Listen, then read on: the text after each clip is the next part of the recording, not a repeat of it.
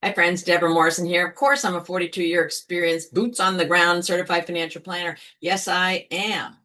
Master's degree in retirement planning made people millions and millions of dollars, helping their dreams come true. Yeah. And so the wealth and wellness retreat in France is not just fluff. The wealth piece is what differentiates it from taking a spa vacation. And they are lovely. I don't want to take away from a spa vacation. And yet, this is the confluence of relaxation in a chateau that's ambient and gorgeous and antique and cozy, and with an outlook over the hills that's just eye-poppingly beautiful, and with food made by our personal chef, James Gordon, and with area wines and mocktails for those that don't drink, but the French cheeses and the excursions that we'll take and all of that. And I will be teaching what is between my ears and what I have gleaned over 42 years in the mornings. And you will have the ability to participate in that. And if you do not want to do that, go take a walk on the trails. If you do want to be in on those classes, last year's participants came away with programs on their laptop that they continued to use in systematically investing for themselves. Their confidence was up leveled to a great degree. You can read the testimonials, look at the testimonials for that proof. And yet this year I'm adding yet another component that's majorly rich, and that is risk adjusted cryptocurrency. You don't have to do that. I'm going to teach the basics of financial investing, yet I'm also going to delve into this cryptocurrency investing in a way that's less risky than if you were to attempt to do it on a Saturday, because you can lose money in crypto. Yes, you can, which is why I am studying it like a complete student in order to learn it so well that I can teach it boom, boom, boom in France at the end of October. I'm not kidding when I say this retreat, if you attend the morning sessions with me teaching, will give you an ROI that will supersede the cost of the retreat, the airfare, and everything. Yes, it will. There's not a shadow of doubt in my mind. But here's why it's important. It's not about me. Here's why it's important. I'm going to show you this. This is a beautifully matted and framed, oh boy, matted and framed um, menu from the Schaefer Center menu. That's what it's called. And it is dated May 1st, 1939. May 1st, 1939. And we have entrees here, a flaked fillet of sole au gratin for $1.35. $1.35. We have roast prime rib of beef au Zeus, $2.10. Yeah. We have little neck clams for 40 cents. 1939. My parents were born before then. My parents were already like, 9, 10 years old when these prices were prevalent. I want to show you now in about 5 slides why it is so important that you get this knowledge someplace. If you want to go, your broker probably doesn't even know it because they don't study the whole complex aspect of investing as it relates to meeting your goals. They're just punching products and earning commission. And boy, that's just not what we mature women need at this point in our lives, at any point in their lives. But we certainly don't have time to waste. And so I am really passionate about this. Yeah, you can see it in my eyes. You can hear it in my voice. I cannot emphasize this enough. And finally, it dawned on me, hey, show them. And so here's what I'm going to show you. And if you'll bear with me, I'm going to share some slides that I put together for exactly this reason, because I think a picture tells 1,000 stories. Here it is. The inflation and taxes, right? Inflation and taxes are forcing us to capital appreciating asset investing. Yes, it is. Away from interest only investing. And so I'm going to be basic here. But if it's not basic to you, I want you to pay attention and learn this, because this is at the crux of why I'm so passionate, why I am the intuition that's gone ahead and come back to you and say, listen, gals, boots on the ground, 42 years. I went through myriad bear markets, and my clients made money in bull markets and in bear markets, and I can do it for you too.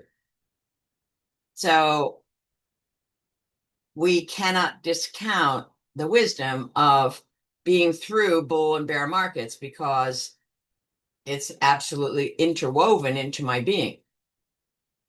So here's what total return really means. And I want to spend just a nickel of time on it.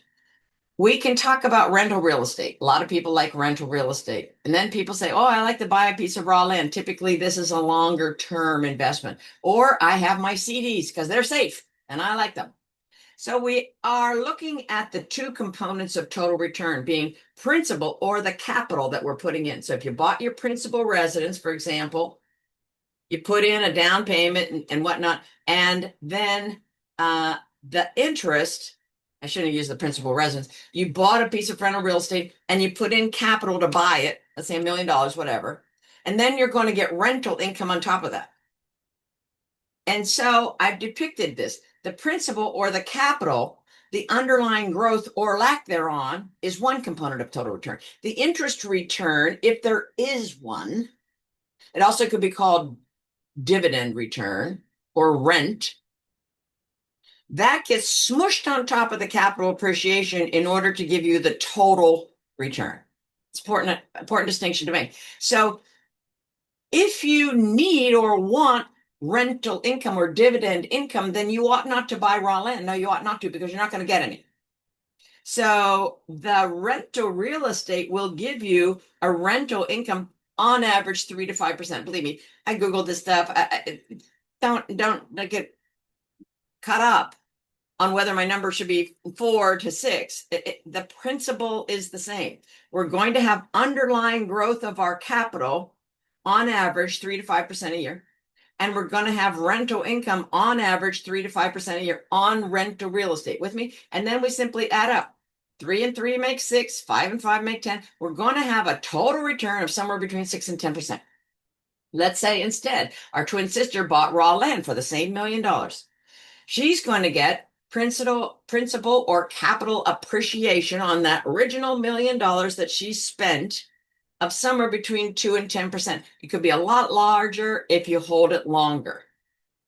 Not going to get any rental income. There's nothing to give her income in her bank account or in her brokerage account. So 2 plus 0 equals 2, 10 plus 0 equals 10. 2 to 10%. That's a wide range, but I want to shape your expectation. No income. Let's say we invested in our CD at the local bank. It is going to give us 0% capital appreciation. You give that banker $1 million or $10,000, that banker is probably never ever said it to you. But what the contract says is, Betty, your $10,000 will never guaranteed go up. Ever. You see, they don't say that when you buy a piece of rental real estate, your capital appreciation is going to go up. Your raw land is going to go up. But you'll get, on average, a couple percent, maybe 4%. It's heading up to 5% right now, but I'm talking about over a span of time, not a New York minute. And so 0 plus 2 equals 2, 0 plus 4 equals 4. You're on average 2 to 4%. So you can see there's a wide range here of various total returns. And people have asked me over the decades, hey, what's better? I don't know. It depends upon what your needs are. If you're looking to really capitalize on your principal and make a whole lot of return over a long period of time, for example, maybe you'll want to go into raw land. Maybe you will, because you have a larger potential if you hold it a long time. Whereas if you hold rental real estate a long time, sometimes, the renters aren't as careful and the house depreciates a little bit. Okay, but the land continues to go up. See, you have this coverage on the principal and the income. They smush together to give you the total return. So I'm hopeful that this will take away any illusions that a CD is going to never, ever, ever appreciate. You'll get interest, and that is your total return, your interest, period. Punctuation mark. So, how about it? Inflation. In 1920, inflation or excuse me, a quart of milk cost 17 cents. And by 1970, 17 cents bought 2 cups of milk. And by 2024, 17 cents bought 10 tablespoons of milk. You have felt this at the grocery. You have felt this in every facet of your life, in college tuition, in medical expenses. I paid twice as much for my car at age 21 than my parents paid for their house. I remember 29-cent gas. I remember nickel ice cream cones. How about you? So if you think inflation is going to go away during the next 5, 10, 15, 20, 25 years of our lives, if we're lucky, it isn't. No, it's not. It'll dip, it'll ebb and flow. On average, you're going to see 3 to 4% inflation every single year. Well, not every single year. You see what I'm saying? Then average. Now, let's take a look at what the markets have done performance-wise over the last 80 plus years. We started to measure the performance of the stock market in particular from 1926 on. If we take 26 and we follow the black line, that is inflation. It's measured by the CPI, the Consumer Price Index. A dollar back in 26, you need to have $17 now to buy what a dollar lunch would have bought then, right? That's inflation. On average, 3% a year over 80 years. Pretty big swath of history. I'll trust that until we get something better. Had we been around in 26 and put a dollar in US Treasury bills, which is analogous to CDs, it'll follow this olive green line, and we'd have $23 now. We put in a dollar in 26, we'd have 23 now. On average, 2% return. Even with the new math, you can get that the CD rate or the US Treasury bill rate at 2% is not going to supersede over time the inflation rate. No, it's not. You can see back here in 47, the inflation rate was above the CD rate. So we're losing ground. Even in the short term, we're losing ground. And certainly in the long term, we're losing ground. But what we're losing is purchasing power risk, right? See, we have tended to lock in as women to the socialization that has basically had some of us, not me, but I don't watch TV, but people watching TV. And when the pundits get on and say, the market is crashing, the market is crashing, it evokes this fear. And they're saying it with such exuberance that you're just thinking, well, I should do something, and when we sell our stock at exactly the wrong time. The fact is that we need to be attentive to what is going to allow us to purchase goods and services all during the rest of our lives. Because principal risk is not the biggest risk. It's the one we know the most about because it's simple to understand. And I'm not insulting anyone's intelligence. If you put in 10,000 in investment, it went down to 9,200, you're upset. And I hope that you don't sell it when it's down because likely it will cycle back up and it will do nicely over time. But let's go back to our example. If we were around in 26 and put a dollar in long-term government bonds, we'd have $133 today, or 5% on average. Had we put a dollar in the US large cap stock market, the Standard & Poor 500, we'd have 10% on average yield, 14,557. Yeah, 14,005. If this chart was to scale, it would be 6.5 stories high. And if we'd have been around in 26 and put a dollar in small capitalized stocks, which are names that you don't even recognize because they're so small, started in someone's basement, that would have given us a $33,783 balance at the end of 2023, or 12% average return. Not every single year, average. Now, it doesn't take much to see that 10%, the average return on large cap stocks, is double that, even with the new math, of bonds over time. We're all there. It's important. 5% on bonds, 10% on stocks over 80 years. Now you say, well, I don't have 80 years to live. Yeah, well, you have probably 15, 20, 25 years. Yeah, you do. And so you can take your ruler and mark down a swath of 20 years and look at the variation. Believe me, it's worthy of our attention that stocks have returned double that of bonds. Now, here's how it all looks historically. The historic bond return, and now I'm going to use the marker here, I hope, yeah. A pen. Okay. The historic bond return. Oh, I guess. Oh, yeah, here we go. The historic bond return is 5%. We all saw that. The historic stock return is 10%. If we have, let's say, $250,000 in our 401k, and many of us do, let's just say we have $250,000. That's it. It's sitting wherever it's sitting in the 401k. Maybe it's in a GIC, guaranteed interest contract. Maybe it's somewhere. Maybe it's in a bunch of different things. I don't care right now. If it's earning on average a bond return, and if inflation is 4%, okay, that's what the presumption on this slide is. We have 4% annual inflation, and we have $250,000 lump sum. Okay, great. After 4%, same thing. Bond return gives us buying power. Just at the end of 10 years, we have buying power of $275,000. We have a gross balance of $407. Now, I think you're probably getting focused in on why it's not worthy of your time to say, okay, a $250,000 401k, and I put that in as a present value, and you probably don't have a financial calculator, but if I earn, 8% a year on it, I'm going to be fine. And if I have $1 million portfolio and I take out, 8% a year, I'll have to take out $80,000 a year, and life will be good as I know it. Stop. That's not true.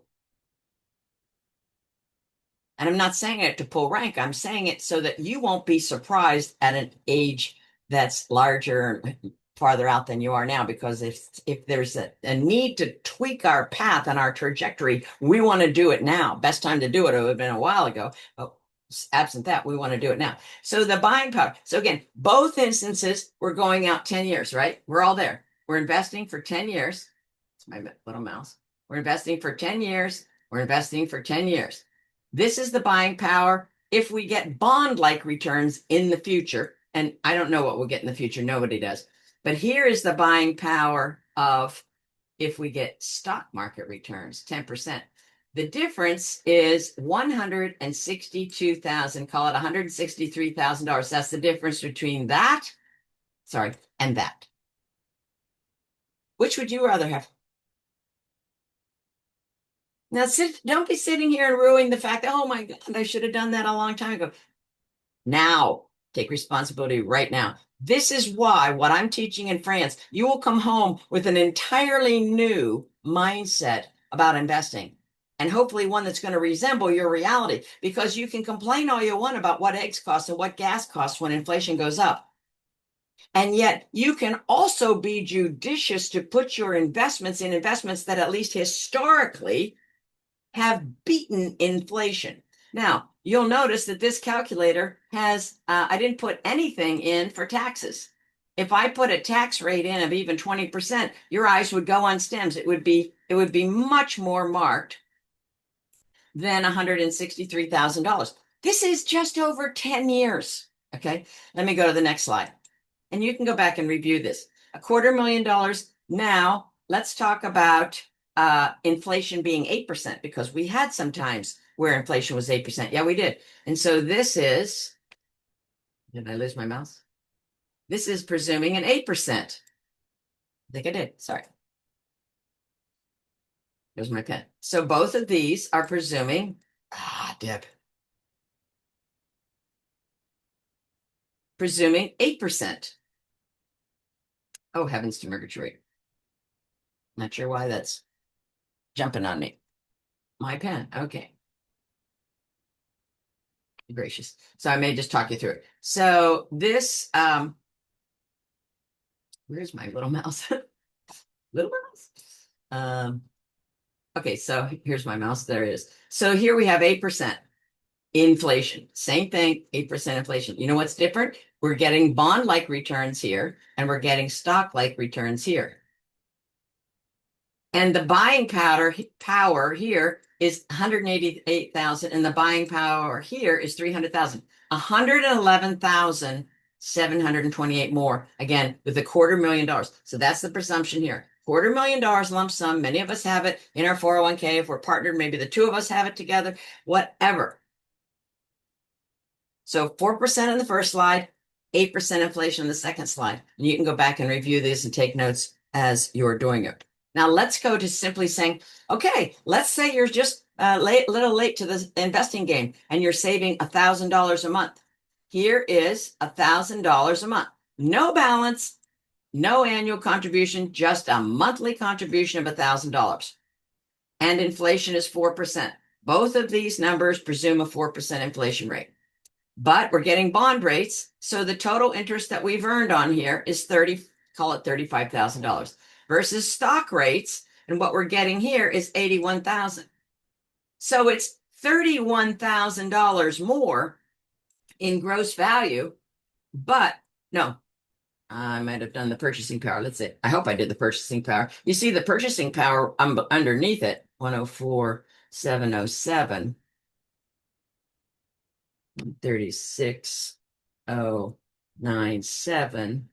Oh, I keep hitting an extra digit. 136,097 versus 104,707. Okay, so that's the 31,000 difference. So that is $31,000 more with a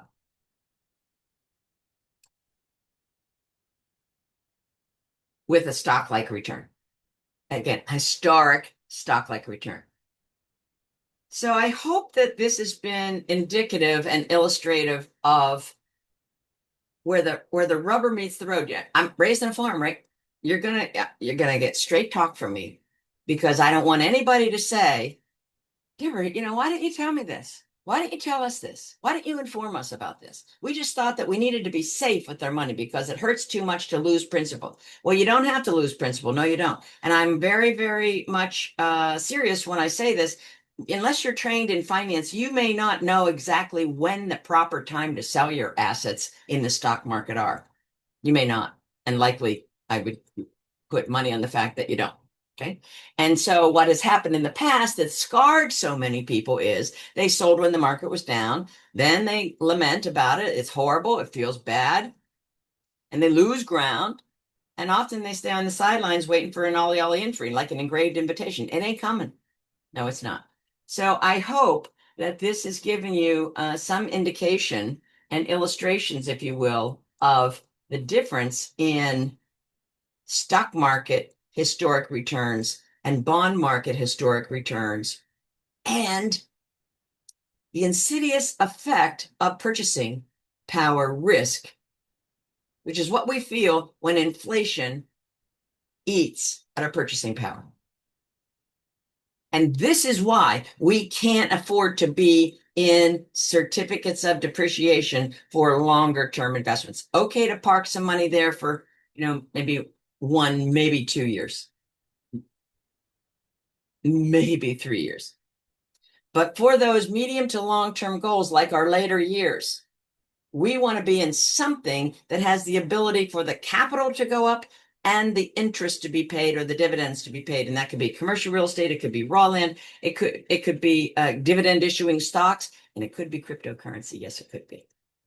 And right now, cryptocurrency is offering very, very great opportunities to make money swiftly. And of course, that's drawn in a lot of people who have done it with abandon and lost some money because they did not write down and remember and avoid the tripwires. So I am spending hours and hours and hours, like hundreds of hours, learning a couple of different disciplines that I have vetted that I will share with you in France. And you'll have the opportunity to employ that and learn a lifelong skill. And to me, that's worth triple the price of France. Yes, it is. And so I invite you to imagine going to France, relaxing, sitting on the beautiful sofas and the easy chairs in your slippers and learning about how to get your financial assets positioned so that they have a chance of helping you meet and exceed your goals. That's ultimately the winning game, right? It's not about, did I beat the Standard & Poor this quarter, right? That is so nonsensical. Can you buy the goods and services that you want or need as the years and months and years progress? That's what learning how to invest in capital appreciating assets is going to do for you. And so when we've learned about the stock market and all that risking, and the stock market is crashing, we have already had into our brains imprinted in indelible ink in like 93 font. Risk, risk, risk. Guess what? The other R word has not been mentioned, and that is return, return, return. And you saw the chart, 10% return on stocks historically, 5% return on bonds historically. Are there any questions? See you in France.